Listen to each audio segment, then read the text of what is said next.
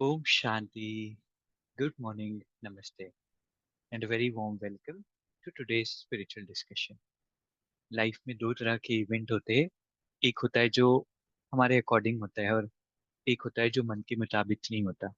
और यूजुअली हमारा फोकस उस तरफ ज़्यादा होता है जो हमारे मुताबिक नहीं हो, और कई बार हम निराश हो जाते हैं, चाहे खुद से, चाहे किस्मत से, चाहे व्यक्ति से। परमात्मा हमें सिखाते हैं कि नाराज किसी को करना भी नहीं है और होना भी नहीं है। आज इसी टॉपिक पर डिस्कशन हम करेंगे और हमें गाइड करने के लिए कमल भाई जी साथ में जुड़े हैं। कमल भाई जी का आज के सेशन में बहुत बहुत स्वागत है। ओम शांति भाई जी, good morning and very warm welcome. ओम शांति। Good morning everyone, thank you so much.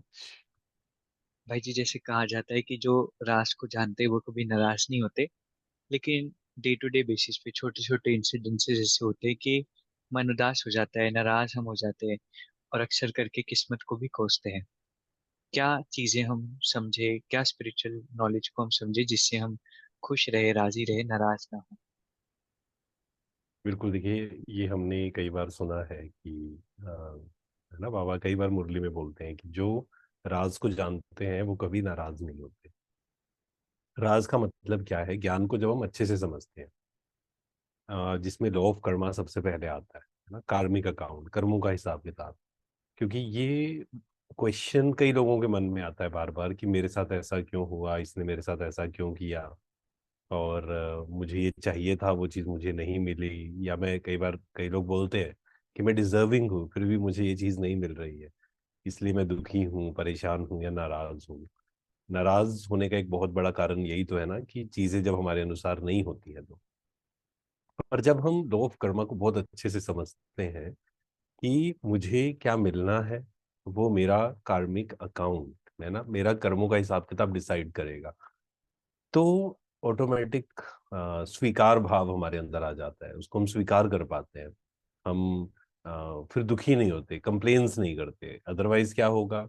मान लीजिए कि किसी एक व्यक्ति को वो चीज़ मिल गई जो आपको नहीं मिली। आप बहुत समय से मेहनत कर रहे हैं, लेकिन आपने देखा कि उसको तो बहुत इजीली मिल गई वो चीज़, तो हम असंतुष्ट हो जाते हैं, नाराज हो जाते हैं। पर जब हम ये समझ जाते हैं कि वो उसका कार्मिक अकाउंट है ना, उसको अपने भाग्य, किसी इस दुनिया में किसी को भी अपने भाग्य के बिना कुछ भी नहीं मिलता है। हाँ, कई बार होता है कि जब हम देखते हैं कोई व्यक्ति सही नहीं कर रहा है और हम कहते हैं देखो ये गलत व्यक्ति है फिर भी इसको अच्छी चीज मिल रही है, वो पुराना फिर कार्मिक अकाउंट है, पुराने जो पुण्य कर्म है, जिस दिन वो खत्म हो गए तो उस दिन फिर वो चीज उनको नहीं मिलेगी, है ना। तो लॉ ऑफ कर्मा को बहुत अच्छे से समझना पड़ेगा, बहुत डेप्थ में, सिर्फ सुपरफिशियल लेवल पे नहीं। क्योंकि सुपरफिशियल लेवल पे तो हर कोई मानता है लॉ ऑफ कर्मा को, बचपन से ही हमारे अंदर ये डाला जाता है कि जैसा कर्म करेंगे वैसा फल हमें मिलेगा। पर क्या हम उसकी डीप में गए हैं? क्या हम उसकी डेप्थ में गए? अगर वो अंदर चले गए, हम राज को जान गए, तो फिर हम कभी नाराज नहीं होंगे। तो ये बहुत इंपॉर्टेंट है। अदरवाइज पूरे दिन भर कंप्लेन्स, दुखी परेशान स्थिति को नीचे करना, क्योंकि बहुत सारी सिचुएशंस आएंगी, बहुत सारी बातें ऐसी होंगी जो हमारे अनुसार नहीं होंगी, तो उसमें कैसे हम उसको स्वीकार करें, उसके लिए राज को जानना बहुत जरूरी है। राइट भाई जी, तो बहुत इम्पोर्टेंट है इन बातों को हम समझे कि जो कुछ भी हो रहा है वो एक कार्मिक अकाउंट्स के कारण हो रहा हूँ, और हर एक का अपना रोल है। इस बात को भी हम समझे। भाई जी, कोई ना कोई सोल हम सभी की लाइफ में होती है जो हमारा टेस्ट पेपर लेती रहती है, और यूजुअली उनसे हम राजी नहीं रह पाते, उनसे कहीं ना कहीं परेशान, दुखी, मन में कंप्लेंट्स होती है कि ये संस्कार खराब है, ये आदत खराब है, हमें समझते नहीं है। इस तरह के कंप्लेंट्स कहीं ना कहीं मन में होती है और उनसे हम बहुत डिसअपॉइंटेड रहते हैं। तो कैसे उनके प्रति एक्सेप्टेंस और नाराजगी को हम खत्म करें, या फिर पास्ट को लेकर के भी कई बार नाराजगी होती है। बिल्कुल, देखिए आजकल जब लोग बात करते हैं ना कि हम क्यों परेशान हैं, जब वो बताते हैं, तो ज्यादातर लोग दूसरों उनको लगता है ऐसा है कि इसने परेशान किया हुआ है। जैसे कई पेरेंट्स से बात होती है, अभी पिछले 2-3 दिनों में ही बहुत सारे पेरेंट्स आए, और उनका जो डिस्कशन जो था या क्वेश्चंस थे वो क्या थे कि बच्चे जो है मोबाइल बहुत यूज करते हैं, उन्होंने तो हमें परेशान किया हुआ है, वो तो हमारी सुनते नहीं है, कैसे समझाएं। अच्छा, फिर उनको जब कहा जाता है कि साक्षी हो, तो कहते हैं अच्छा मतलब कुछ भी ना समझाएं, उनको कुछ भी ना बोले, फिर तो गलत दिशा में चले जाएंगे। तो यहाँ पर क्या हो रहा है कि हम दूसरों को देखते जा रहे हैं, ये ऐसा कर रहा है, वैसा कर रहा है, ये मेरे अनुसार नहीं चल रहा है।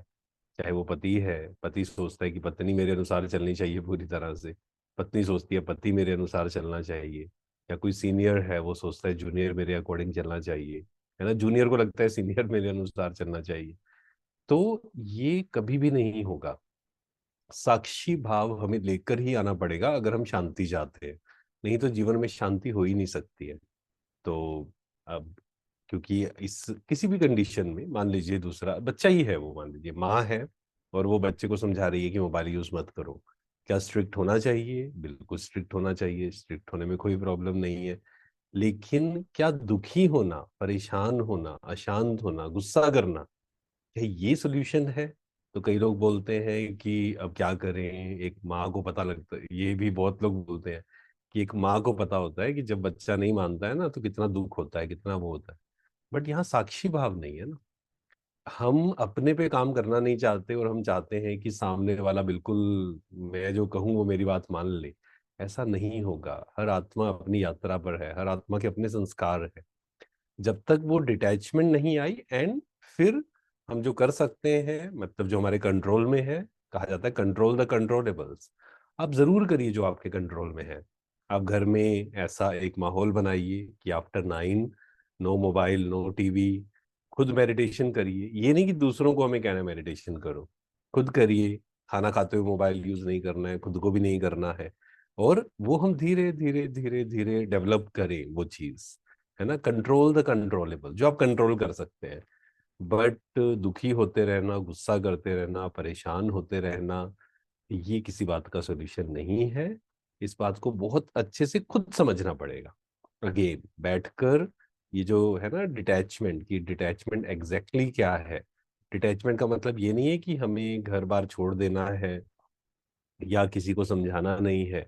डिटैचमेंट मतलब समझाना भी है पर दुखी नहीं होना है ना। ये सबसे बड़ी वो बात है कि हमें समझाना भी है, ऐसे नहीं कि समझाना नहीं है। समझाना भी है, गाइड भी करना है, स्ट्रिक्ट भी होना है, पर उसका इफेक्ट हमारी स्थिति पर नहीं आना चाहिए। राइट, तो कहीं ना कहीं एक डिस्टेंस क्रिएट करना, साक्षी भाव लेकर के आना बहुत इम्पोर्टेंट है। देखिए कई बारी हम बिहाइंड द सीन्स भी नहीं समझ पाते कि किसी के बिहेवियर के पीछे कोई सरकमस्टांस, कोई बिलीफ, ये चीज हो सकती है। जैसे आज का इंसिडेंस है कि एक ब्रदर है, उनका कॉल आया और वो किसी बात से परेशान हो रहे थे कि एक जगह पर उन्हें वेट करना पड़ रहा। तो पहले तो हमें लगा कि क्यों परेशान हो रहे हैं, हमने तो इनके लिए ही जो भी बात उनको बताई। लेकिन फिर समझ में आया कि इतना देर अगर हम भी वेट करते तो शायद परेशानी होकर कॉल करते। तो सरकमस्टांस किसी के समझना ये कितना इम्पोर्टेंट होता है कि कोई क्यों ऐसा बिहेव कर रहा है। मतलब इसमें एग्जैक्टली कि वो किसका वेट कर रहे थे? वो एक्चुअल में हमने एक जगह पर उनको भेजा था और किसी ओके, ऑफिसर अच्छा, से उन्हें किसी मिलना की। था। राइट, जी। राइट।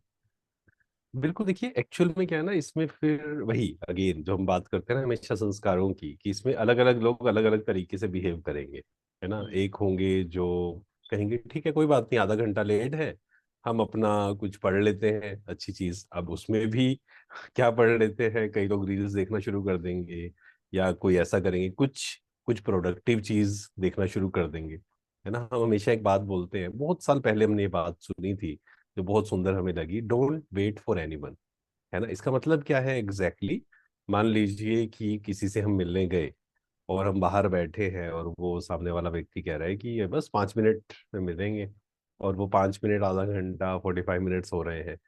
अब क्या हो रहा है कि कुछ लोग होंगे, या 99% लोग क्या होंगे, जो कहेंगे अरे 5 मिनट हो गए, 10 मिनट हो गए, मतलब they are waiting for someone, है ना। दूसरे होंगे, एक टाइम डिसाइड कर लीजिए, है ना, कि अब वो है कि कितना इंपॉर्टेंट मिलना है उनसे। अब मान लीजिए आपने डिसाइड कर दिया कि देखिए 20 मिनट्स हम वेट करेंगे, अगर 20 मिनट से ज्यादा होता है, या 30 मिनट्स, जो भी डिसाइड करना है। अगर उससे ज्यादा हुआ तो मैं उठ के चला जाऊंगा यहाँ से। लेकिन अगर लगता है कि बहुत इंपॉर्टेंट है वो चीज, वेट करना ही पड़ेगा, तो मुझे क्या करना है वहाँ 30 मिनट्स को, चाहे मेडिटेशन, चाहे हम जो रोज की मुरली है, जो रोज हमारी स्पिरिचुअल स्टडी है, आप उसको पढ़िए, 30-40 मिनट लगेंगे। और वो भी काम हो जाएगा, वो भी काम हो जाएगा। बट प्रॉब्लम कहाँ आती है, जब हम वेट कर रहे हैं, हम वो दुखी हो रहे हैं अंदर से कि ऐसा क्यों, ऐसा क्यों, ऐसा क्यों। तो ये अलग अलग लोगों पे डिपेंड करता है। और कुछ तो इतना परेशान हो जाएंगे कि देखो ये क्या समझते क्या है अपने आप को, वो फिर आकर दूसरों को भी ऐसा बोलेंगे, है ना। अपनी स्थिति तो खराब की, दूसरों की भी फिर साथ में स्थिति खराब करी। और कई क्या करेंगे, वो जो गुस्सा वहां का था वो किसी सॉफ्ट टारगेट जो हम बोलते हैं, है ना, वो सॉफ्ट टारगेट ढूंढेंगे जिन पे वो गुस्सा कर सकते हैं। तो अगेन, हमें दुखी होना है या नहीं होना है, ये बाहर का कोई भी फैक्टर डिसाइड नहीं कर सकता है। जैसे इसमें बाहर का फैक्टर क्या था कि वो व्यक्ति लेट कर रहा है मिलने के लिए, टाइम दिया उसने नहीं, वो समय पे आया, जो भी रीजन रहा, क्योंकि उसका भी रीजन हमें पता नहीं है। ठीक है, जो भी रहा, पर मुझे कोई दुखी नहीं कर सकता है, मुझे कोई परेशान नहीं कर सकता है। कोई आधा घंटा वेट करा सकता है मुझे, पर मेरे मन को परेशान नहीं कर सकता है, दुखी नहीं कर सकता है।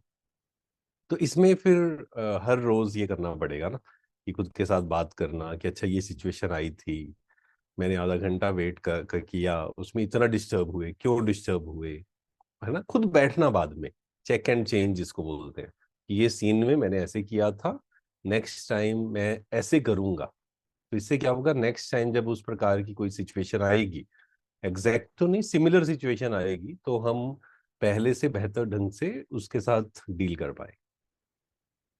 राइट भाई जी। और कहा भी जाता है कि patience is not how long you wait, but patience is how you behave while you are waiting. कितना लंबा समय हम वेट कर रहे हैं ये जरूरी नहीं, लेकिन उस समय के दौरान हमारी स्थिति क्या है ये इम्पोर्टेंट है। तो आज बहुत सुंदर हमारा डिस्कशन रहा। कल इसी तरह फिर हम स्पिरिचुअल डिस्कशन के लिए साथ में जुड़ेंगे। आज के इस खूबसूरत सेशन के लिए आप सभी का, परमात्मा का और भाई जी का बहुत बहुत शुक्रिया। ओम शांति भाई जी। Thank you very much. ओम शांति, थैंक यू वेरी मच। अभी हम 2 मिनट के लिए मेडिटेट करेंगे, पूरा ध्यान खुद पर। मैं शांत स्वरूप आत्मा हूँ।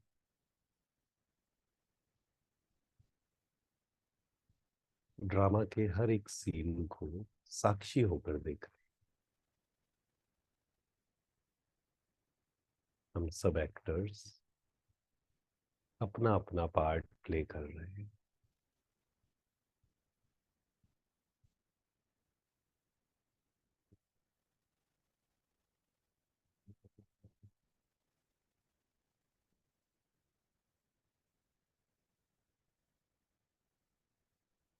मैं हर एक एक्टर को साक्षी होकर देख रहे हैं।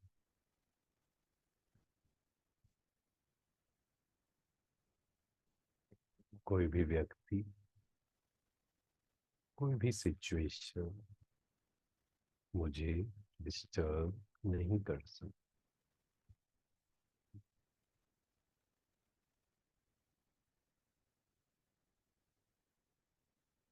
I am disturbance free. आज पूरे दिन भर मुझे यही प्रैक्टिस करनी। साक्षी भाव की। कौन क्या कर रहा है वो उसका भाग्य है। मुझे जितना मैं क्या कर सकता हूँ, कर सकती हूँ, उतना करना है, बाकी उसका पार्ट। और आज कोशिश करनी है, कम से कम 5 लोगों को हम ये प्रैक्टिस बताएं, कि आज हम भी करेंगे, आप भी कर सकते हैं।